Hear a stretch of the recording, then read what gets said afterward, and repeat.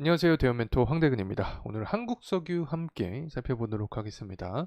현재 수급적인 동향을 파악을 해 봤을 때 외국인의 누적 매수세가 증가를 하고 있는 상황입니다. 그만큼 어떤 계기 한 번만 발현이 된다라고 하면 강한 모멘텀까지 이어질 가능성이 존재한다라고 생각을 하고 있는데, 일단 동해 석유 관련된 이야기는 제가 계속 말씀을 드렸습니다.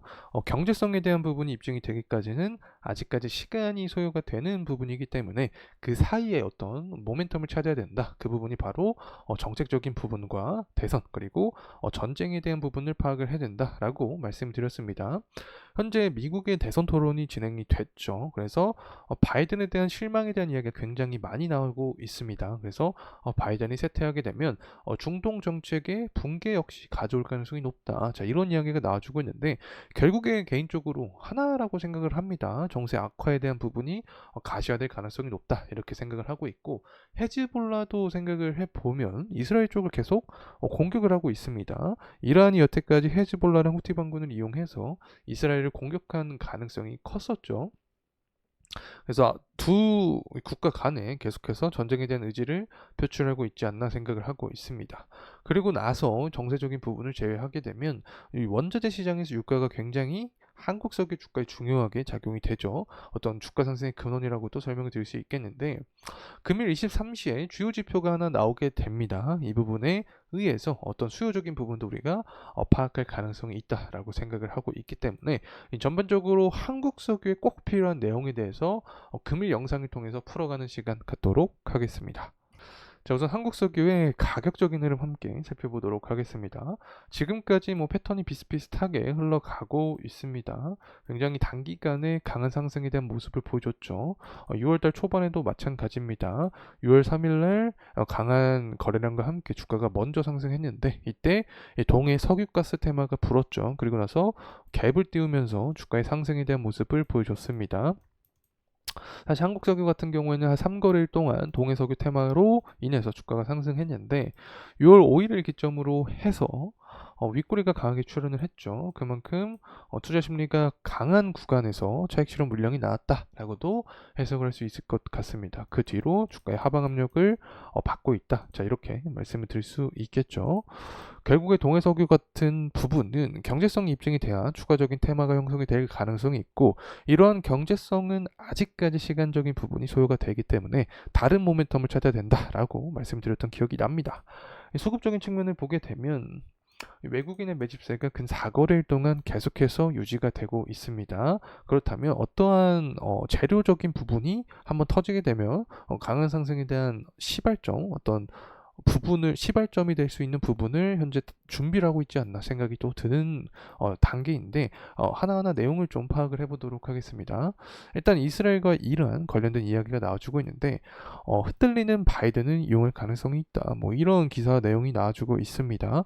결국에는 미국의 대선을 앞두고 정치적인 부분을 이용해서 전쟁을 어떻게 끌어가겠다라는 의지를 파악할 수 있다라고 생각을 하고 있는데, 이스라엘과 이란 전쟁이 계속되면, 결국에 심화되면 이란의 호르무즈 해협 봉쇄에 대한 이야기도 나올 수 있게 됩니다. 자, 그러면 유가 역시 100달러 가는 게 아니냐라는 내용들이 나와줄 수 있기 때문에, 이 부분에 의해서 한국 석유도 제2차 어떤 상승에 대한 강한 모멘텀을 받을 수 있지 않을까 생각을 하고 있고, 계속 이야기했던 부분이긴 하지만 이란 입장에서는 봤을 때 헤즈볼라나 후티 반군을 이용해서 이스라엘군과 계속해서 싸워주는 모습을 보여주고 있는 상황입니다. 아무래도 대선을 앞두고 이런 토론 같은 부분도 존재를 하고, 이런 상황에서 정세 악화에 대한 부분이 작용이 될 가능성이 있다라고 생각을 했는데, 이 부분이 유효하게 작용이 되고 있다. 그렇게 되면 정세가 악화됐을 때 대표적인 수혜주가 여러 있죠. 한국석유나 흥구석유, 그리고 해운주에는 행하용 같은 종목이 있기 때문에 이 부분을 우리가 추적을 할 필요가 있다라고 생각을 합니다. 그리고 유가적인 측면을 봤을 때도 현재 80불 초반부를 형성해주고 있습니다. 그래서 계속 상승하는 모습을 보여주면서 90불 초반부 혹은 80불 후반부까지 다시금 탄력을 받게 된다라고 하면 원효 테마가 형성이 될 가능성이 있죠. 일단은 공급적인 부분에서 봤을 때 전쟁에 대한 리스크가 커지면 커질수록 석유 가격은 높아질 수밖에 없습니다. 그리고 나서 수요적인 부분을 봤을 때 금일 7월 1일이죠. 제 영상을 찍는 시점이 7월 1일인데 23시에 제조업 지표가 나오게 됩니다. 만약에 미국의 제조업 지표가 지난 6월 3일 날 나왔던 부분보다 잘 나오거나 예측했던 부분보다도 더 높은 모습을 보여주게 되면 앞으로 기름에 대한 수요가 증가를 하겠구나라는 전망이 시장에 반영이 되면서 유가 역시 상승 탄력을 받을 수 있지 않을까 생각을 합니다. 유가가 이렇게 상승 탄력을 받게 되면 한국 석유 주가도 강한 모멘텀을 받을 가능성이 존재한다는 점 말씀을 드리고 싶습니다. 자, 돌아와서 이제 가격적인 흐름세 다시 한번 알아보도록 하죠. 주봉으로 보도록 하겠습니다. 일단 한국석유 같은 경우 5일선 아래 구간에 있기 때문에 만약에 추가적인 조정을 보여주게 되면 11선 구간에서는 지지를 받아주는 게 가장 이상적이지 않을까 생각을 하고 있습니다.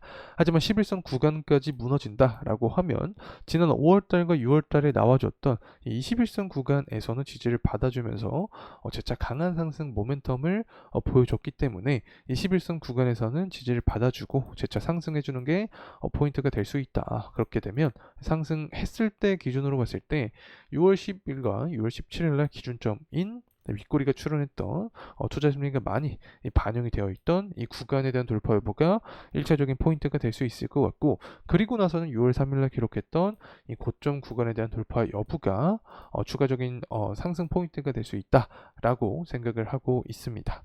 뭐 한국석유 같은 경우 지금까지 설명을 드렸지만 글로벌 정세에 대한 악화 부분, 이 부분이 1차적인 주가 상승에 대한 포인트가 될 수 있다. 그리고 나서 유가의 상승 모멘텀인데, 사실 유가 같은 경우 이 글로벌 정세 악화, 전쟁에 대한 부분과 직접적인 관련이 있죠. 이 부분은 이 공급과 관련이 있다라고 설명을 드릴 수 있을 것 같고, 또 수요적인 부분을 봤을 때 경기가 좋아지는 모습, 제조업 지표가 좋아지는 모습을 살펴봐야 된다라고 말씀을 드렸던 기억이 납니다.